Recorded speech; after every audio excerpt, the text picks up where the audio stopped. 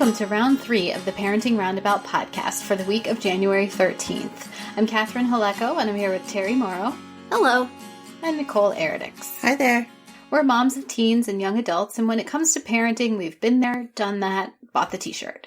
But we're still waiting for that day when we'll reach the finish line and have no further need to lay down in a dark room with a wet rag over our eyes worrying about something or other. So Wednesday is complaint day here on Parenting Roundabout. And do you guys remember that song from Free to Be You and Me that went, "Some kind of help is the kind of help we all can do without"? Don't remember the song, but sure relate to the content. Some kind of help is the kind of help. Anyway, so... we talked a little bit about this on Monday, the whole, like, making time for yourself and self-care. And so right now I'm in the middle of back-to-back big figure skating events that I somehow have had to do a lot of work for, let's just say. And so either as part of this event with fellow volunteers or in my home, if I ask for help with something, what I'm running into is like, yes, sure, I'll help you. And then coming back to me with umpteen either questions or like, well, I'll do this part of it, but can you do that part of it? Like, no, I can't. I mean, my whole point was to offload not just a task, but the mental burden of having to make sure it gets done. Like, I need you to just do it. Yes.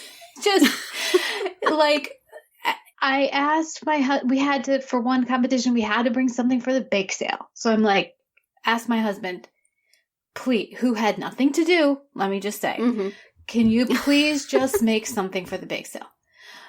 Sure, I will. And then an hour later, well, I need these ingredients. Can you get them? Oh, no. No, I can't. Like, this is the point. I need to just not have it in my brain at all. There's too much other stuff in there. Please. I don't feel like this is too much to ask, is it? No, it's not. But there's like, I think we think of it as passing on an entire task with all its parts and its mental worry to another person who has agreed to take it on. And they think of it as, oh, I'm doing her a favor. And if I'm doing her a favor, she could help me with this and this and that so that I can do her this favor. No. It's like, this is a complete transfer of responsibility. Exactly. It is now your thing. And if you ask me to do something, I am doing you a favor, which I will decline to do. Deal with, ask somebody else, find another Patsy, you know? I find that a lot, that it's like a central misunderstanding of the transfer of responsibility. And like a failure to take the responsibility. And therefore, it's... Are we talking about just one gender in specific? Because I feel like if you asked another mom to help, you wouldn't get that answer. I think it's worse with not mothers, but it can happen. Like, I mean, if you're in an organization and you pass something to somebody and that person does not completely take it on, that happens a fair amount. Yes, that's true. I mean, I was working with somebody on an event, and part of it required a trip to the grocery store, right? And so I gave her a list and I sent her to the store. And she came back with like half the amount of stuff that she was supposed to buy. And she's like, yeah, I left the list in the car. So I just bought what I could remember. I did this much for you. That's a help, right? I was like, are you kidding me? This is not helping.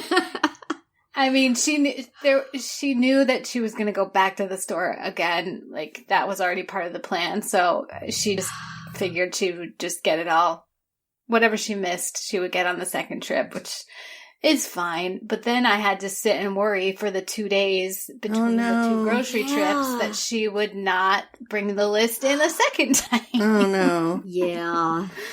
So, yeah, it can happen. Yeah. Yes, absolutely. With mothers, too. But yeah, I mean, it's like, it's hard enough to ask for help, right? Mm-hmm. Because we just assume that, like, I said I would handle this, so I need to handle it. And yes. Right. And secretly you feel that nobody else can handle it as well as you would handle it, which people are happy to prove true. Exactly.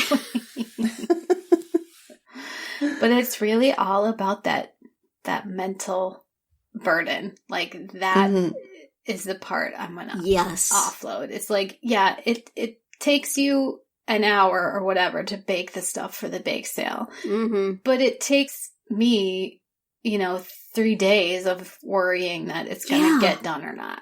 So just do it. Yeah. Yeah.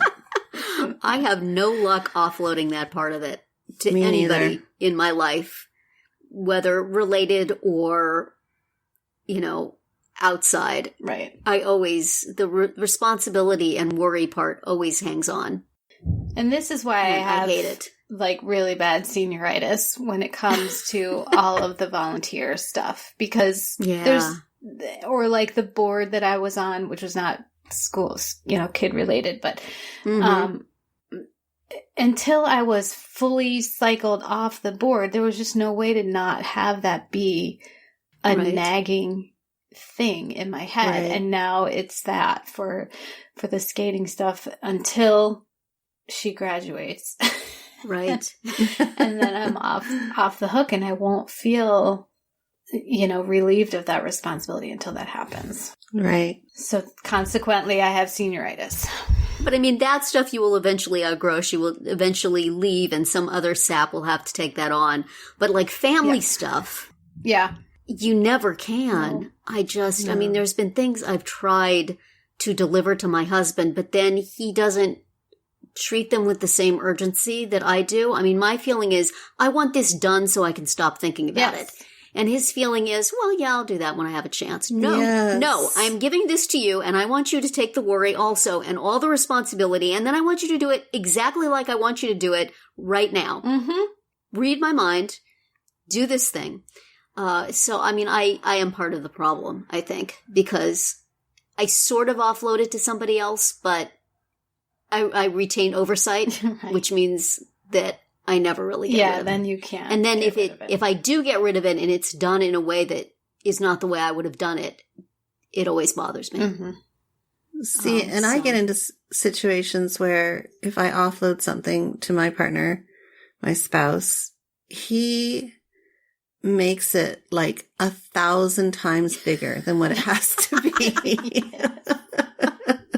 And then I'm the one that's dealing with the result of his help. Mm-hmm. I guess the peripheral results. Like I hadn't managed to unload Christmas dinner off on him like a couple of years ago, because he likes to do Christmas dinner. But oh my Lord, the cleanup is unbelievable. I'm like thinking, I need to take this back on just so I don't have to deal with the cleanup. Mm-hmm. So yeah. Do they do this just so we won't ask them to do things? I'm wondering if it's strategical, because I'm like, this is not helping. Because I'm sitting there stressing about cleaning up and all the extra stuff that's going on around it. Can't you just do it efficiently and quickly? And it doesn't need to be a 5-course drama. Oh yeah, that's the way the meals get planned around here, for sure. Oh yeah. And then it's like, well, can you help me, chop this or stir that? Or I'm like, no, this is not, I didn't plan this ridiculous menu. I would have. That's what we have children for. Get them in here. Well, we just don't need these 10 different dishes. That's true. Yes. Or at least we don't need 25 servings of carrots for 4 people. It's like, honestly. I think your argument would be you didn't need carrots at all, though, right, Nicole? Yeah, that's true. Well, no, this is a case of like me trying to help my family and not myself, because I make them eat carrots, but not me. Yeah, there you go. Do as I say.